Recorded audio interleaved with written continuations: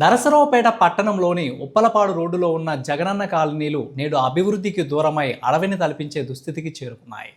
ఇళ్ల నిర్మాణాలు మధ్యలోనే నిలిచిపోవడం, మౌలిక వసతుల కల్పనలో ప్రభుత్వం నిర్లక్ష్యం కారణంగా లబ్ధిదారులు తీవ్ర ఇబ్బందులు ఎదుర్కొంటున్నారు.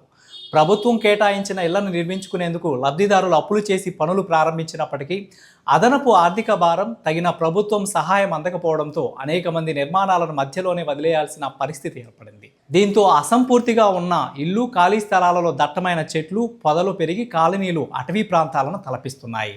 ఇక రోడ్ల నిర్మాణాలు పూర్తి కాకపోవడంతో వర్షాలు పడిన ప్రతిసారి కాలనీలు బురదమయంగా మారుతున్నాయి. ఎక్కడ చూసినా గుంతలు ఏర్పడి రాకపోకలకు తీవ్ర అంతరాయం కలుగుతుంది. విద్యుత్ స్తంభాలు, తీగలు, పిచ్చి మొక్కలు తీగలతో కప్పబడి ప్రమాదకరంగా మారాయి. దీంతో ఎప్పుడు ఏ ప్రమాదం జరుగుతుందోనని స్థానికులు భయాందోళనకు గురవుతున్నారు.